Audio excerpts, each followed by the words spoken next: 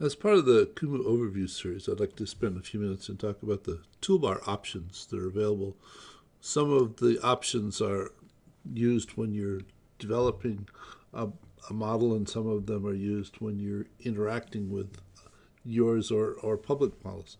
The toolbar menu is down here across the bottom, and the first option here is we've already talked about, is the same menu that shows up if you click switch maps or the overview option under the map menu.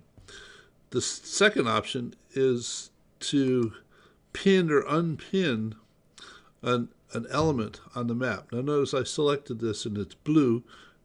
That means that it's pinned. When you initially created your project, you had the option of indicating whether or not elements were fixed or floating, and whether or not connections were directed or undirected. You also have a chance to alter those defaults on the map page. Here you can select fixed or floating and directed, undirected, or mutual for the connection defaults. So that governs how they are when you initially create them, though you can change those for individual items, so that if I click here, I can click and I can unpin this, and I can click it again and pin it, and blue means that it's pinned. For a connection, I can go ahead and say that it's undirected. I can change the direction of it, or I can say that it's mutually directed, meaning it has an arrow on both ends. And the third option is to go ahead and put two parallel lines on the connection, which is the standard convention for causal loop diagrams to indicate there's a delay between the time that there's a change here and it's felt or influences a change in what it's influencing. So those are three items that you use while you're developing. This is the trash, which is the same. Gives you, if you click an item and hit trash, it puts the item in the trash, which is the same thing that happens if you hit the delete button. Now remember that once you put an element in the trash, it's not actually thrown away. It's sitting there. If I go look at the trash at the moment, there's an item in there that I put there before called test X. If it was an element, I clicked it, deleted it, it went to the trash. If I come up here and add element and say test, there's test X right there. If I select it, hit, all right, notice that it's now back here on the map, and if I go and look, it's no longer the trash is empty. So you can recover from things if you delete them simply by clicking add element and putting in the name and bringing it back. And as I said, you can get rid of them simply by hitting the delete key. The next item is decorate, which gets you to the same place if you were on the map and you clicked perspective. It gets you to the two wizards for decorating elements and connections, or to the filters or the advanced features, which allows you to edit the CSS code directly. And the filter allows you to indicate, to turn off certain types of connections or types of elements that you don't want to see. Not only can you turn that off from here, you can also set up and create perspectives that manipulate the filters, so that you could have one filter that showed certain kinds of elements, or one perspective that showed different kinds of elements and connections, depending on what you're trying to accomplish. And the level of control is pretty extensive, so that you can also go into detail and indicate what you want to include or ignore in terms of that filter. And these are the same selector builders that were up here on the search routine here, this build selector, so that they function in the same way. The last item, which, let me go to a different map to do this one.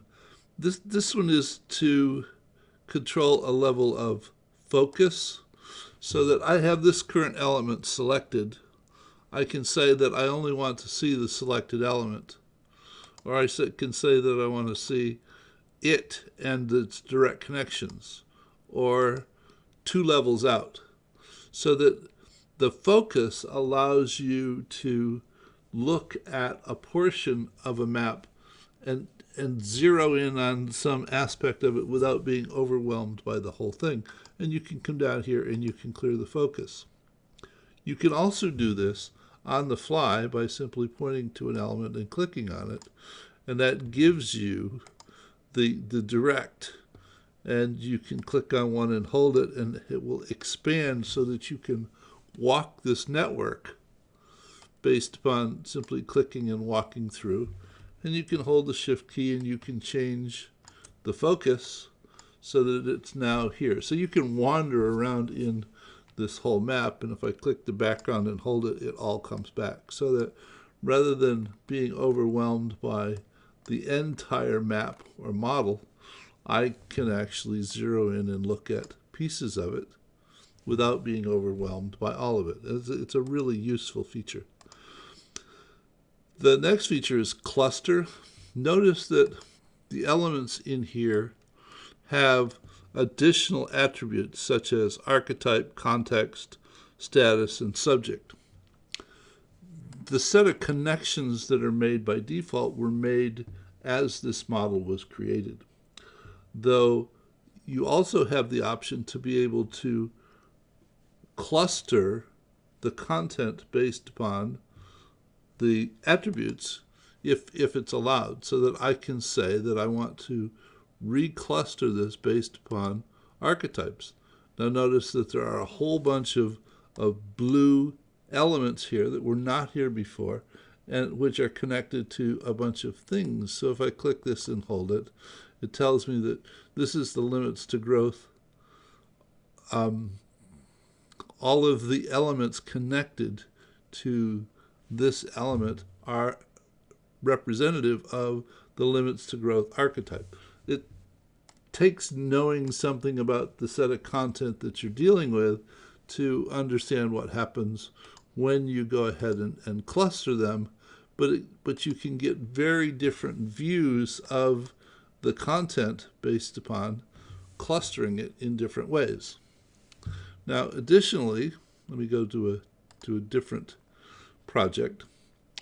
The option, there's a set of metrics that you can have Kumu develop for you, so that I'm not going to go through all of these in detail. You can read them on your own as you're interested, but they allow you to do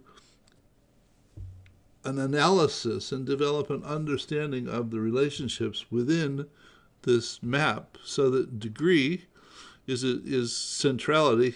It allows you to develop an understanding of which things in the map are more connected than other things. So if you look at this, it says this particular element is the most connected element in the map, and this is the second one, and this is the third one. Notice that it centers that particular element when you mouse over it, so that it just gives you a way to understand that particular aspect.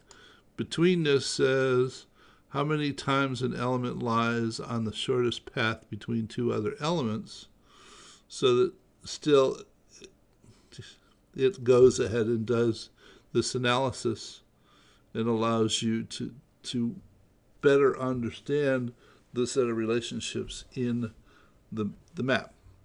There's one more in terms of communities, in terms of it goes through and looks at all of the connections. There's a set of documentation about what it's doing, in terms of it uses this SLPA community detection algorithm to go through and do this analysis, and therefore it determines that from looking at this map that there are 10 communities, and this is the central point of one of them. This is the central point of another one. This is a central point of the 7th community, but it's a very small community. Though it's a different kind of a view of the set of relationships to help you better understand the implications of all of this content that you've mapped together piece by piece. So that the idea here was to simply give you a sense of the capabilities of this toolbar at the bottom, and the best way to understand it is to go ahead and play with it. So I hope this has been helpful, and I'll see you in another video soon. Bye.